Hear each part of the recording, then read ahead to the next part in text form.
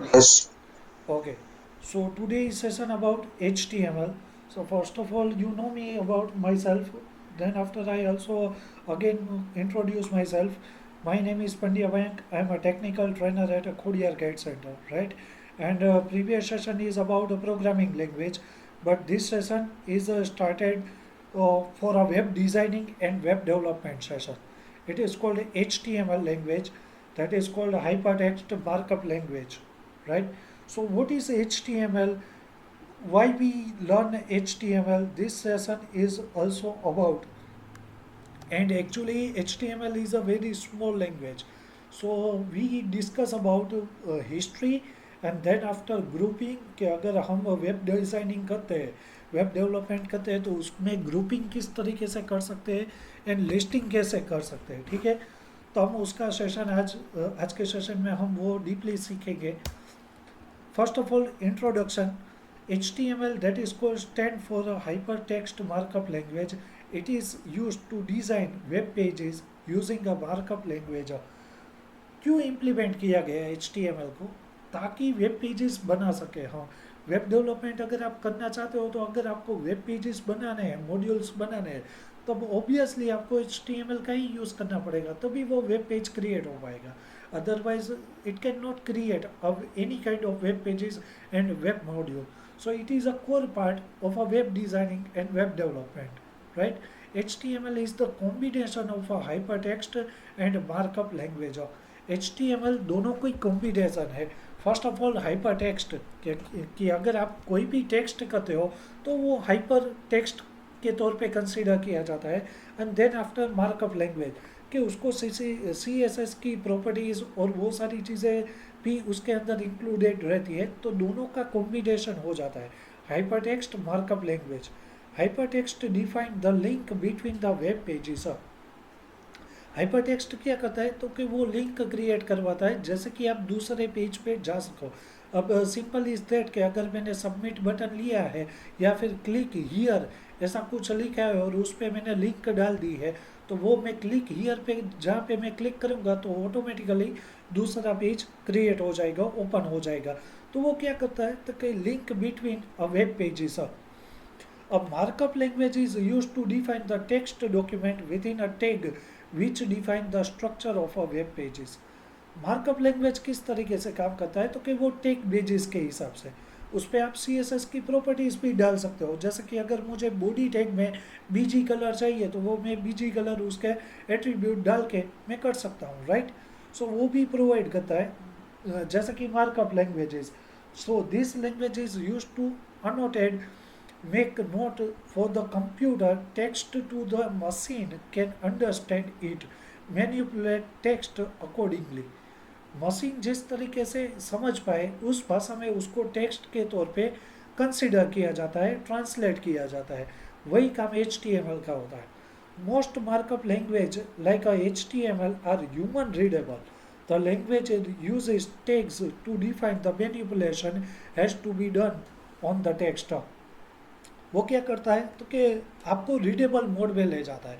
Human ने जिस तरीके का भी कोड किया हो वो रीडेबल मोड में जाता है, और उसी के तरीके से वो टेक्स्ट के तौर पे आपको आउटपुट दिखाई देगा।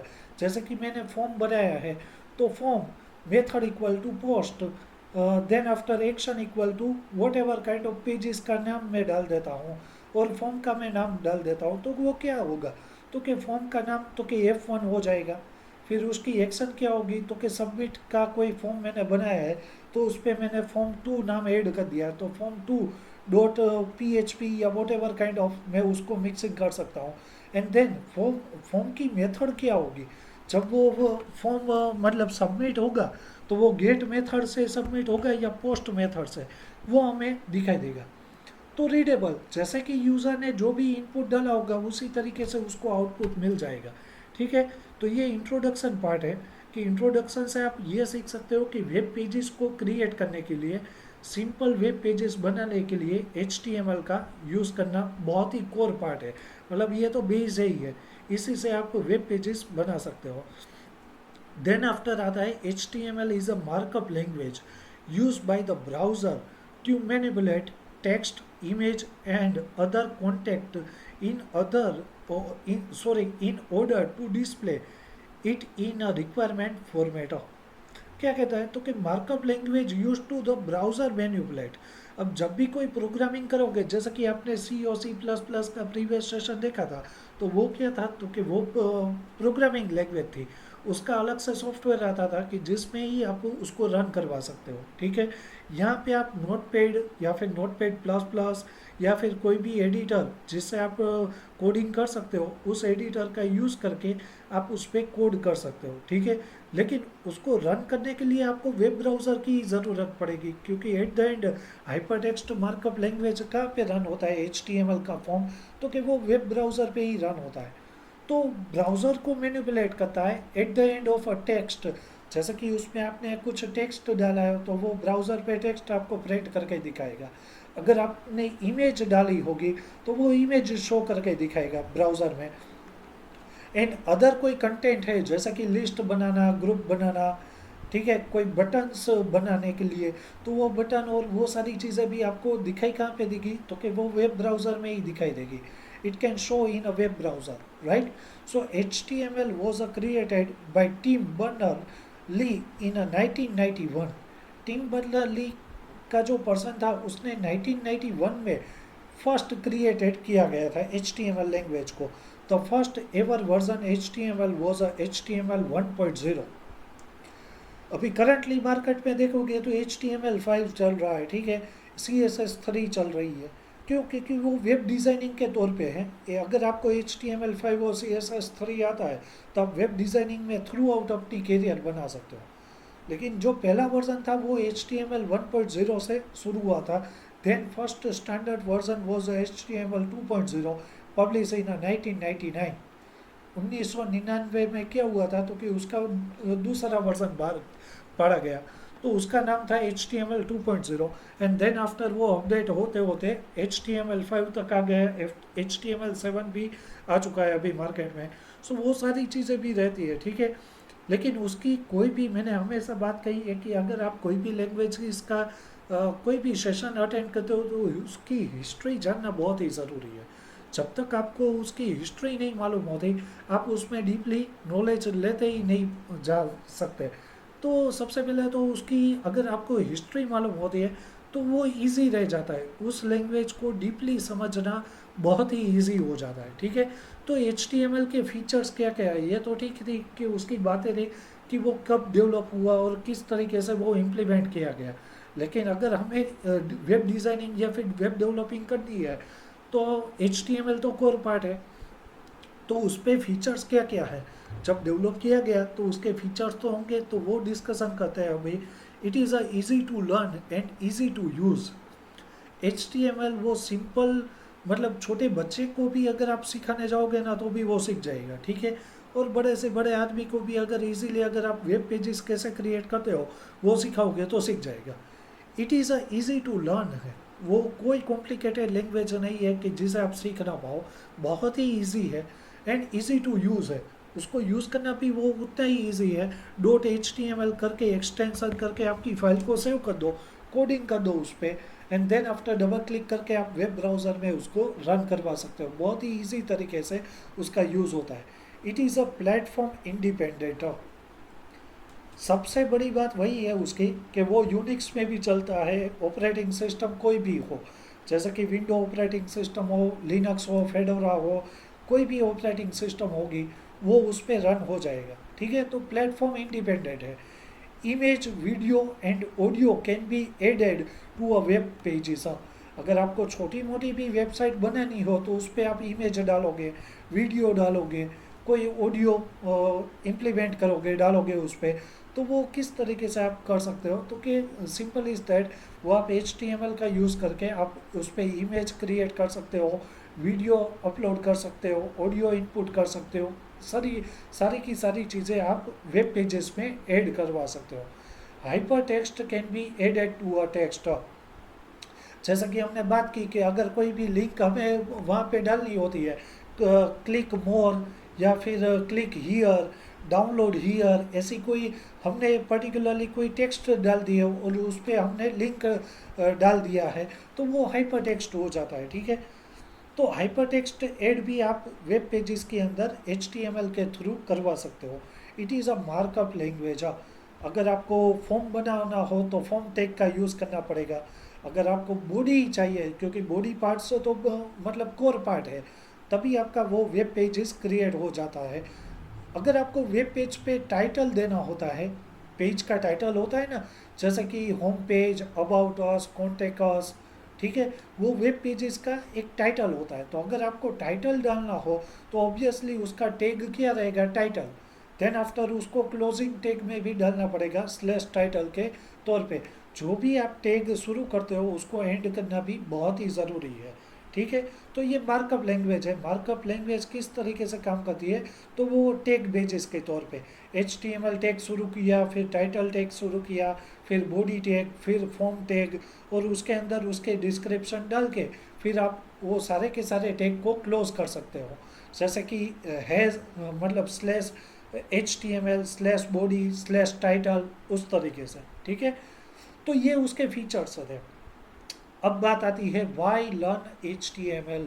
हम क्यों सीखे HTML, क्या ज़रूरत पड़ी है हमें सीखने की कि हम HTML ही सीख पाए। तो उसके बारे में डीपली जानते हैं। It is a simple markup language, it's a implementation is easy. क्योंकि अगर आपको वेबसाइट बनानी है, वेब डिज़ाइनिंग करनी है, तब आप उसके मॉड्यूल क्रिएट करोगे, ठीक है। और जब भी आप उसके मॉड्यूल क्रिएट करोगे तब उसको आपको मार्कअप लैंग्वेज का ही यूज़ करना पड़ेगा। तो HTML के थ्रू आप सिंपल मार्कअप लैंग्वेज बना सकते हो और वेब पेजेस क्रिएट कर सकते हो। It is use to create a website. आप कोई भी वेबसाइट बनाना चाहते हो, छोटी मोटी बड़ी कोई भी, तो उस पर आप इजीली मॉड्यूल बनाना चाहते हो तो आप HTML वेबसाइट के थ्रू ही बना सकते हो। Help in a development fundamental about web programming. अगर आपको वेब फंडामेंटल आपको पता है तो आप वेब प्रोग्रामिंग के उसके तौर पे कर सकते हो। Boost professional career.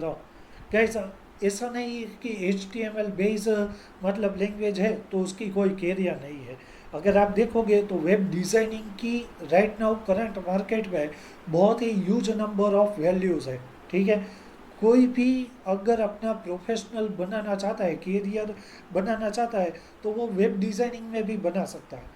लेकिन उसके लिए अगर आपको डीपली नॉलेज चाहिए तो डीपली नॉलेज कहाँ से मिलेगा, तो वो HTML5 सीखोगे, CSS3 जो उसके करंट वर्जन अभी मार्केट में चल रहे होंगे, वो आप जिस तरीके से डीपली समझ सकते हो तभी वो आप प्रोफेशनली तौर पे काम कर सकते हो, अपनी कैरियर बना सकते हो। तो बूस्ट प्रोफेशनल कैरियर हो। तो ये सारी चीज़ें तो HTML लैंग्वेज की हो गई, ठीक है। अब हमने उसकी हिस्ट्री जान ली, फीचर्स जान लिए, फिर क्यों हम उसका सीखे, हम HTML को क्यों सीखे वो जान लिया। अब उसकी बारी आती है ग्रुपिंग एलिमेंट्स, क्योंकि आज के सेशन में हमें वो टॉपिक कवर करना है। तो ग्रुपिंग एलिमेंट्स किस तरीके से काम करता है, सबसे पहले तो ग्रुपिंग मीन्स वोट। तो कि अगर मुझे कॉन्टेक्ट अस ऐसा कोई टाइटल दे देना है, वो ग्रुप बना देना है, और उसके अंदर मुझे यूज़र नेम, पासवर्ड या फिर फॉरगेट पासवर्ड ऐसा कुछ फॉर्म बनाना हो। अगर अब मैं आपको सिंपल दिखाऊं, यहाँ पे मैं थोड़ा सा प्रैक्टिकल करके दिखाता हूँ ताकि आपको इजीली समझ में आए, ठीक है। यहाँ पे मैंने क्या किया है, एक ग्रुप की फाइल बनाई है।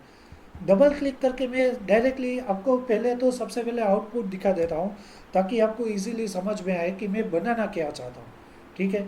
अब यहाँ पे मैंने क्या किया है, एक वेब पेज सिंपल इस दैट बनाया हुआ है। मुझे क्या चाहिए कि जो ये यूज़र नेम है, पासवर्ड है और सबमिट बटन है, ये तीनों को मुझे एक ही ग्रुप में बनाना है, और ग्रुप का नाम रहेगा कॉन्टेक्ट अस, ठीक है। ग्रुप का नाम मुझे बनाना है कॉन्टेक्ट, ये मैंने सिंपल बनाया है, तो ऐसे ही मैंने बना दिया था। तो वो मैं वेब पेजेस में किस तरीके से बनाता हूँ वो अभी हमने देखना है कि जब भी आप प्रोफेशनली कोडिंग करते हो तब कोडिंग बहुत ही अच्छे तरीके से करना पड़ता है गाइस। मतलब ऐसे ही इजीली अगर आप कोडिंग कर लोगे, कोडिंग की कोई लाइन ब्रेक हो जाएगी वो आपको पता भी नहीं चलेगा। तो कोडिंग करने का वेब मतलब वेब डिज़ाइनिंग या फिर वेब डेवलपमेंट में अगर आपको करियर बनानी है ना, तो प्रोफेशनली तौर पे कोडिंग कैसे होती है ना, वो आपको सीखनी पड़ेगी। जैसा कि यहाँ पे मैंने HTML टैग शुरू किया है, ये वही प्रोग्राम है जो मैंने सबसे पहले आपको आउटपुट में दिखाया था। अब उसको कोडिंग को समझते हैं। मैंने यहाँ क्या किया, सबसे पहले HTML टैग शुरू किया, फिर थोड़ी सी स्पेस दे के बॉडी टैग शुरू किया, फिर थोड़ी स्पेस दे के फॉर्म टैग शुरू कर दिया। ठीक है, तो ये अलग अलग टैग्स है, तो जिसकी मदद से आप वेब पेजेस क्रिएट कर सकते हो। यहाँ पे मैंने बॉडी के एट्रीब्यूट एक डाल दिया है, BG colour equal to sky blue. अब आप यूज़र की जो भी रिक्वायरमेंट, जैसे भी रिक्वायरमेंट होगी, वो यहाँ पे अपना कलर फुलफिल कर देगा। जैसे कि मैंने अभी स्काई ब्लू कलर डाला है, आप रेड, ग्रीन, ब्लू कोई भी कलर डाल सकते हो। ठीक है, फिर मैंने फॉर्म टैग शुरू किया। फिर यहाँ पे आता है ग्रुपिंग एलिमेंट्स का सबसे पहले टैग्स। ठीक है, तो ग्रुप एक्चुअली है क्या, तो कि up to this point all of these HTML element we have to added are contained with a opening and closing body tags in our HTML document. In this section we will learn how to group related element into container. मुझे एक container बनाना है और उसमें मुझे थोड़ी बहुत value added करवानी है। जैसा कि आप एग्जांपल में देख सकते हो, मुझे यहाँ पे कॉन्टेक्ट्स का एक ग्रुप बनाना है, उस पर मुझे यूज़र नेम, पासवर्ड ऐसी कोई वैल्यू डालनी है। ठीक है, तो एक कंटेनर बनाने के लिए ग्रुपिंग का इस्तेमाल किया जाता है। तो दिस सेशन में हम वही सीखेंगे कि ग्रुपिंग किस तरीके से बन सकती है। But why would we want to group our HTML content into container? हम क्यों कंटेनर में अपना कंटेंट डालें? ठीक है, तो grouping our HTML content in a container makes it easier for us to target our element with the class ID and selector. अगर हमें क्लास बनाना हो, उसकी आईडी देनी हो, कोई सिलेक्टर फॉर्म में कुछ लेना हो, तो वो एलिमेंट को हमें ग्रुप में बनाना बहुत ही इजी रह जाएगा। अब ये ग्रुप में नहीं होगा, user name, password, submit button, तो वो क्या होगा, तो मार्जिनिंग अलग अलग होगी। जैसा कि यूज़र नेम यहाँ पे प्रिंट हुआ, ठीक है, फिर पासवर्ड यहाँ पे प्रिंट हुआ, फिर उसके टेक्स्ट बॉक्स कहीं अलग पे प्रिंट हो गए, फिर सबमिट बटन कहीं और होगा, तो वो मतलब मार्जिनिंग अलग अलग होगी। तो हमें क्या करना है, तो उसको एक कंटेनर में स्टोर करवा के उसको ही प्रिंट करवाना है। ये उसका मेन बेनिफिट है। This is a turn make easier for us to position and style HTML via CSS। जैसा कि मैंने बात की कि मार्जिनिंग कहीं पे भी हो सकती है, तो उसकी पोजीशन को स्टेबल करने के लिए, उसकी स्टाइल बनाने के लिए हम HTML के साथ साथ CSS का यूज़ करके भी कर सकते हैं। ठीक है, तो let's look it our breed to better for a grouping HTML content like a DIV tag से भी आप कर सकते हो। ठीक है, DIV टैग से क्या होगा, एक टैग, एक ग्रुप बनेगा, फिर दूसरा ग्रुप बना सकते हो, फिर उसको मर्ज कर सकते हो, बहुत सारी चीज़ें हो सकती है। ठीक है, वो हमारे लॉजिक बेस होते हैं कि हम लॉजिकली कितना और कितना इनपुट डाल के किस तरीके से वेब डिज़ाइनिंग बना सकते हैं। यहाँ पे मैंने just simply state field set का यूज़ किया है। ठीक है, DIV टैग भी यूज़ कर सकते हैं, फील्ड सेट का भी यूज़ कर सकते हो। तो मैंने सबसे पहले फॉर्म बनाया, फॉर्म का बॉडी कलर मैंने क्या डाल दिया, तो कि स्काई ब्लू। फिर फील्ड सेट मैंने डाल दिया ताकि एक फील्ड सेट हो जाए। उसके बाद मैंने लेजेंड डाल दिया, लेजेंड टैग है, उसकी मदद से आप ग्रुप के कंटेनर का नाम डिफाइन कर सकते हो। यहाँ पे मैंने नाम डिफाइन कर दिया कॉन्टेक्ट अस। ठीक है, तो वो एक कंटेनर बन जाएगा। फिर उसके बाद मैंने एलिमेंट डाले हैं यूज़र नेम, पासवर्ड। अब यूज़र नेम और पासवर्ड वो तो क्या होगा, एक लेबल ही होगा, वो सिंपल आपके वेब पेजेस में आपको दिखाई देगा। लेकिन यूज़र नेम में कुछ मुझे डालना हो, मेरा नाम या फिर एडमिनिस्ट्रेटर ऐसा कुछ, और पासवर्ड में मुझे पासवर्ड प्रिंट करवाना हो, तो वो मुझे टेक्स्ट बॉक्स लेना पड़ेगा। तो टेक्स्ट बॉक्स कैसे लूँगा मैं, तो कि input type equal to text, input की टाइप क्या रहेगी, तो कि टेक्स्ट रहेगी। फिर तो कि उसका नेम क्या रहेगा, वो टेक्स्ट बॉक्स का भी नेम देना पड़ता है, आईडी देनी पड़ती है, तो वो नाम क्या रहेगा, आईडी क्या रहेगी, तो name equal to user. Name यानी कि U name and IT equal to U name, बराबर, UN सॉरी UN डाल दूंगा तो वो क्या रहेगा, तो कि वो पर्टिकुलरली एक टाइप बन जाएगा, जैसा कि आप देख सकते हो यहाँ पे। तो यहाँ पे मैं कुछ भी प्रिंट करवा सकता हूँ, ठीक है। तो ये क्या रहेगा, एक टेक्स्ट बॉक्स हो जाएगी, इसका नाम क्या रहेगा, यू नेम। ID क्या रहेगी, तो कि UN। वैसे ही पासवर्ड नाम का लेबल मैंने लिया है, फिर वहीं पे भी मैंने टेक्स्ट बॉक्स एक डाला हुआ है, तो टेक्स्ट बॉक्स में भी कोई भी मैं पासवर्ड डाल सकता हूँ यहाँ पे भी, ठीक है। उसका भी मतलब वो नेम क्या रहेगा, तो कि input type equal to text, name equal to pass PASS and ID equal to PSW, ऐसा कुछ मैंने ID डाल दिया है, ठीक है। फिर मुझे नेक्स्ट लाइन में वो दोनों चीज़ें चाहिए, जैसे कि यहाँ पे मैंने बी या टैग्स डाला क्यों है, तो कि वो दोनों चीज़ें मुझे नेक्स्ट लाइन में चाहिए।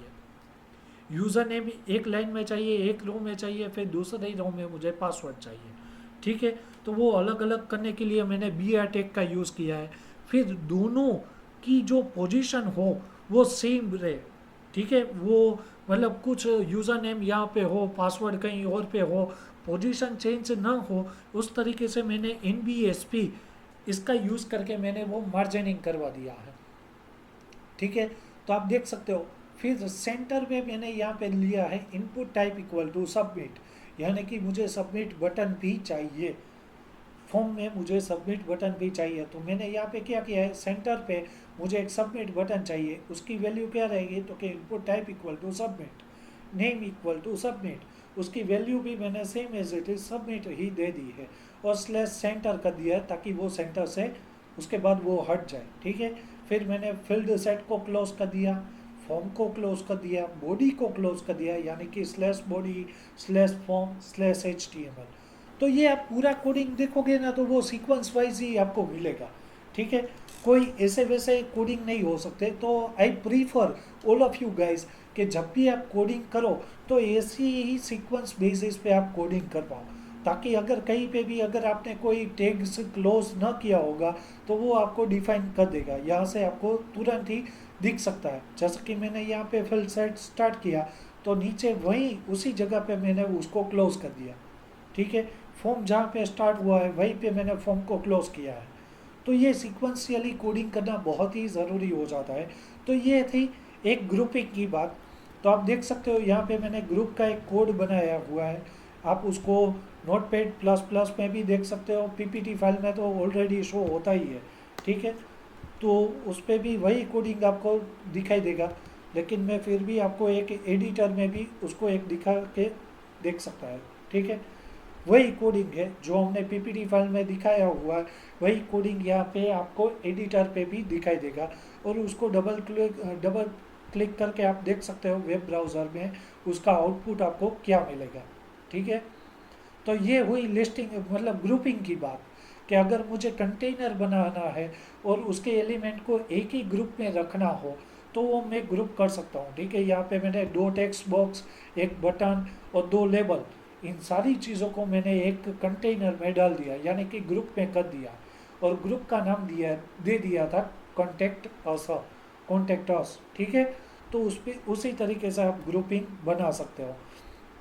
अब बारी आती है लिस्ट की, कि लिस्ट किस तरीके से HTML में हो सकता है। अब आपने देख लिया कि ग्रुपिंग तो आप बना सकते हो।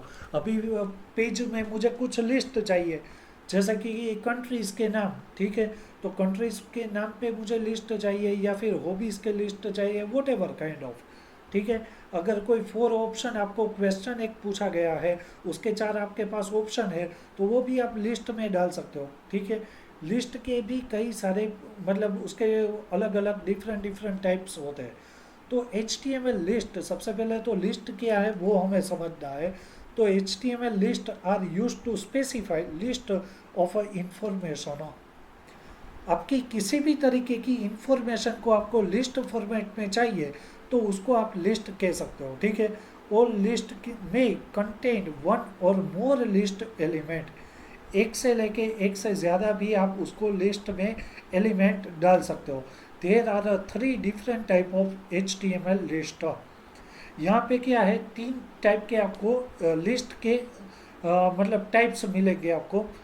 कौन कौन से टाइप, तो कि सबसे पहले आते हैं OL type, order list numerable list, जैसा कि उसको ऑर्डर लिस्ट भी किया बोला जाता है और नंबर्ड लिस्ट भी उसको बोला जाता है। तो वो क्या रहेगा, 1 2 3 ऐसे सीक्वेंस वाइज वो ऑर्डर वाइज आपको लिस्ट मिलेंगे। ठीक है। फिर अनऑर्डरेबल लिस्ट, और उसका एक और भी नाम है बुलेट लिस्ट। तो उसको आप यूएल टैग से कंसिडर कर सकते हो। ठीक है। अब अनऑर्डरेबल लिस्ट मीन्स व्हाट, कि उसमें आपको वो सीक्वेंस इंडेक्स वैल्यू नहीं मिलेगी, 0 1 2 3 ऐसी कोई वैल्यू आपको नहीं मिलेगी। उस पर आपको बुलेट मिलेंगे, या फिर वो सर्कल होंगे, या फिर वो स्क्वायर ब्रैकेट्स होंगे, स्क्वायर होंगे, ऐसा कुछ। ठीक है। और तीसरा आता है डिस्क्रिप्शन लिस्ट और डेफिनेशन लिस्ट। अब इसमें what is the meaning of three of O L U L and D L, इन तीनों का डिफरेंस क्या क्या है। तो ओ एल को आप 1 2 3 4 ऐसे लिस्ट में कंसिडर कर सकते हो। यू एल में तो कि वो पर्टिकुलरली बुलेट आ जाएगा। ठीक है। वो स्क्वायर भी हो सकता है, राउंड भी हो सकता है, कोई भी तरीके का बुलेट आपको मिल जाएगा। और तीसरा आता है DL. What is meaning of DL, तो कि डिस्क्रिप्शन। अगर मैंने कोई भी एक लिस्ट लिया है तो उसका नीचे डिस्क्रिप्शन भी मुझे चाहिए, बराबर। तो उसके लिए मुझे डीएल टैग का यूज़ करना पड़ेगा। तो डीपली उसको समझते हैं। सबसे पहले आता है H T M L order list number list. In the order HTML list, all the list items are marked with number by default. अगर उसको आप सीक्वेंसली नहीं डालोगे ना फोर, तो भी वो बाय डिफ़ॉल्ट किस तरीके से आपको शो होगा, तो क्या सीक्वेंस वाइज है। पहले का 1 होगा, दूसरे का 2 होगा, फिर तीसरा एलिमेंट होगा तो उसको 3 नाम दिया जाएगा।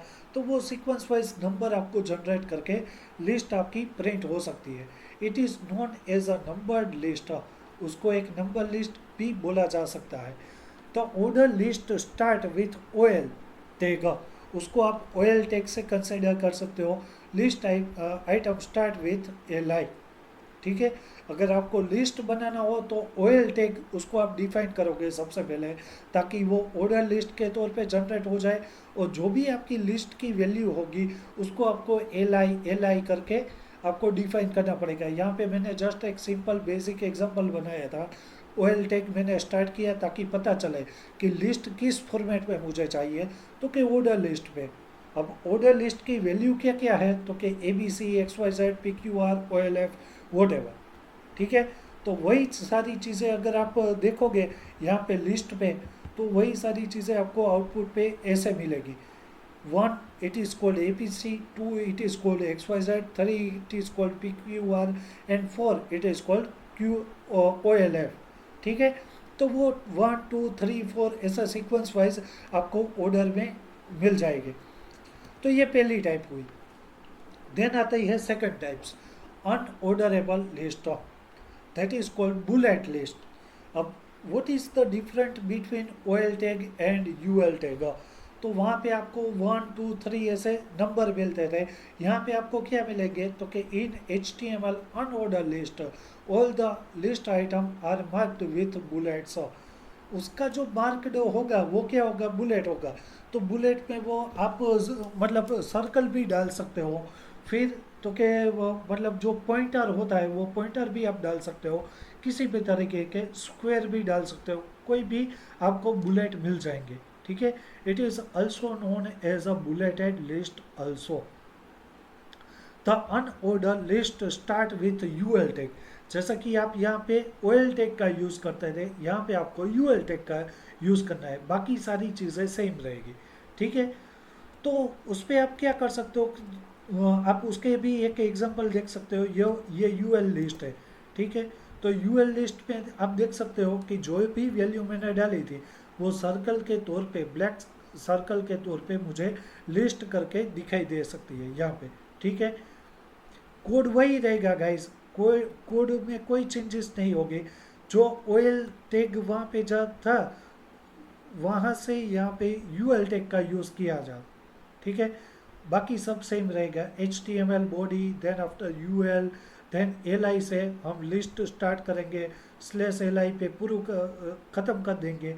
जब भी एक एलिमेंट हमारा ख़त्म होता है तब लिस्ट ख़त्म मतलब क्लोज करना बहुत ही ज़रूरी है। तो स्लैश एल आई से हम उसको लिस्ट को क्लोज कर देंगे।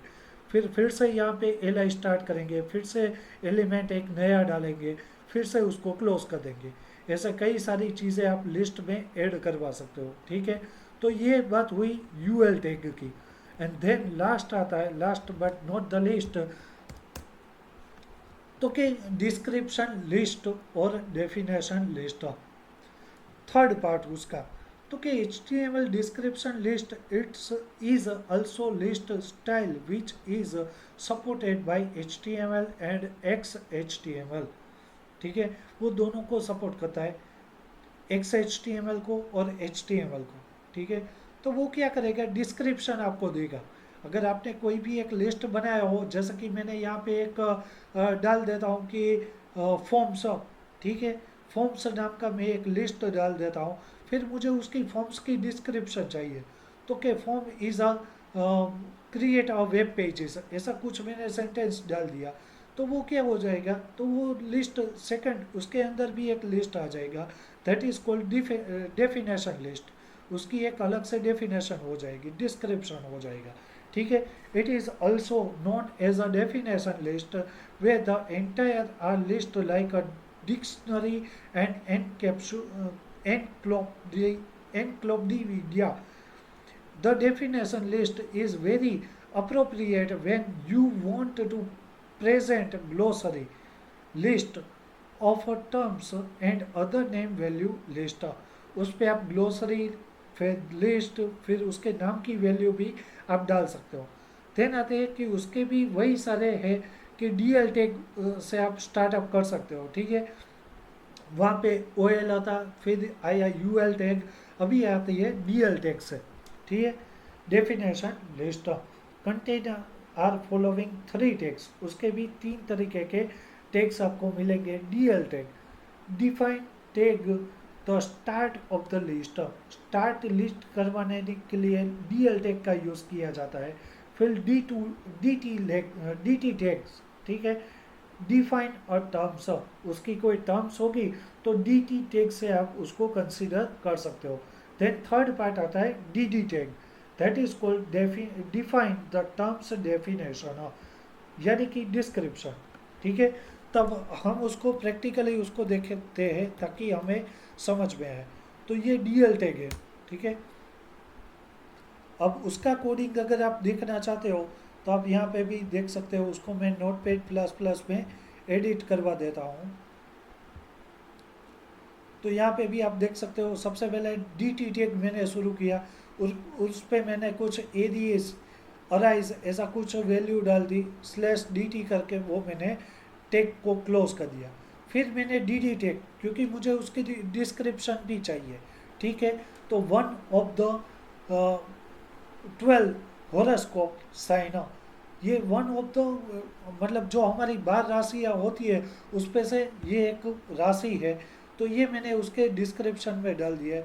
और लिस्ट बनाने के लिए मैंने DL टैग का यहाँ पे सबसे पहले यूज़ कर दिया, ठीक है। फिर मैं अलग अलग जो राशियाँ होती है, हॉरोस्कोप होते हैं, उसको मैंने डिफाइन किया है DT टैग से। फिर DD टैग से उसको मैंने डिस्क्रिप्शन में डाल दिया है, ठीक है। तो वो स्टार्ट करोगे क्लोज करोगे, स्टार्ट करोगे क्लोज करोगे, तो वो पूरा आपका एक लिस्ट तैयार हो जाएगा। तो आप आउटपुट में देख सकते हो अराइज, देन उसकी डिस्क्रिप्शन मिल गई, फिर बिंगो तो उसकी मिल गई, लियो तो उसकी डिस्क्रिप्शन मिल गई। तो डिस्क्रिप्शन आप उस पर लिस्ट में भी डाल सकते हो, ठीक है। तो ये बात हुई, अगर हमें कोई भी वेब पेजेस में अगर लिस्ट बनाना हो, ये तो एक गाइस एक बहुत ही सिंपल सा एग्जांपल है, लेकिन जब हम वेबसाइट बनाते हैं, वेब डिज़ाइनिंग करते हैं, तब ये हमारे प्रोफेशनली तौर पे हम काम कर सकते हैं इस पे, कि अगर मुझे कोई लिस्ट बनाना हो तो लिस्ट किस तरीके से बनाना हो, ऑर्डर के तौर पे या फिर बुलेट के तौर पे या फिर डिस्क्रिप्शन के तौर पे, ठीक है। तब हम उसको प्रोफेशनली हम उसका यूज़ कर सकते हैं। जब आप लाइव प्रोजेक्ट करते हो ना, तो इसका बहुत ही नॉर्मल तरीके से यूज़ होता है, ठीक है। तो ये हमें डीपली हमने समझाया कि लिस्ट कैसे बना सकते हैं हम।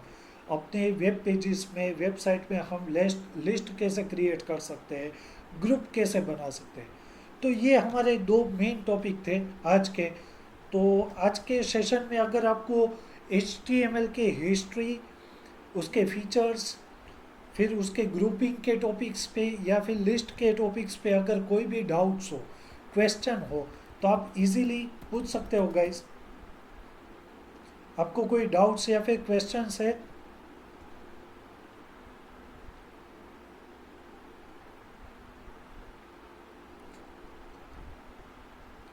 Any other questions, queries related our today's session? So you can ask me right now.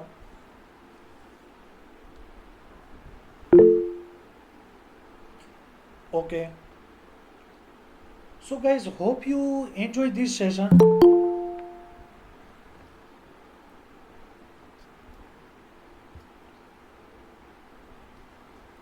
तो आज का सेशन में हमने HTML की हिस्ट्री जानी, फिर ग्रुपिंग कैसे बना सकते हैं और लिस्ट कैसे हम बना सकते हैं।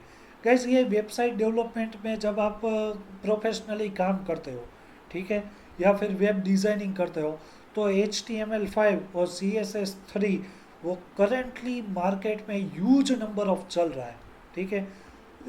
क्योंकि किसी को भी अगर IT फील्ड के है तो या तो फिर वो प्रोफेशनली प्रोग्रामिंग करोगे, या फिर वेब डिज़ाइनिंग, या फिर वेब डेवलपमेंट करोगे, या फिर एप्लीकेशन डेवलपमेंट करोगे। ये तीन में से कोई चीज़ तो आप करोगे ही प्रोफेशनली काम उस पर। तो HTML5 और CSS3 वो कोर पार्ट बन जाता है कि उसके बाद हम PHP में कोड करना चाहते हैं, या फिर जावास्क्रिप्ट का यूज़ करना चाहते हैं, या फिर .NET या फिर कोई अदर लैंग्वेजेस का यूज़ करना चाहते हैं, तो हम कर सकते हैं। लेकिन HTML और CSS5 वो तो कोर पार्ट है, वो तो बेस पार्ट है।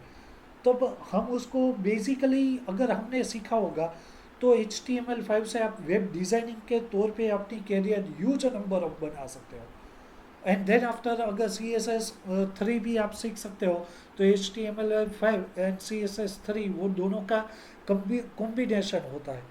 देन आफ्टर आप डिसाइड करते हो कि PHP में आपको कैरियर बनानी है या फिर जावास्क्रिप्ट पे, तो वो अदर लैंग्वेजेस भी मिक्सअप हो जाती है अगर आप वेब डेवलपमेंट में कदम रखते हो तो आज का जो सेशन था ना वो वेबसाइट रिलेटेड था कि अगर आपको वेबसाइट बनानी है तो वेब पेजेस तो क्रिएट करना ही पड़ता है, उसके बिना तो वेबसाइट क्रिएट ही नहीं होती, ठीक है। तो HTML फॉर्म से हम किस तरीके से फॉर्म बना सकते हैं सिंपल, फिर उसको ग्रुप कैसे बना सकते हैं, फिर उसकी लिस्ट करवानी हो तो हम how to create a list, ठीक है। तो वो सारी चीज़ें आज के हमने सेशन में कंप्लीट की है, और अगले सेशन में हम उसके बारे में डीपली जानेंगे कि अगर फॉर्म बनाना हो तो फॉर्म किस तरीके से हम पूरा के पूरा फॉर्म बना सकते हैं, ठीक है। तो आज के अगर सेशन में किसी भी तरीके की अगर कोई क्वेरी हो तो अब आप पूछ सकते हो।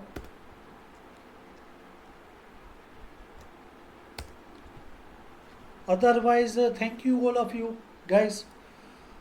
Hope you enjoy this session. Thank you. Thank you so much, guys. Take care, all of you.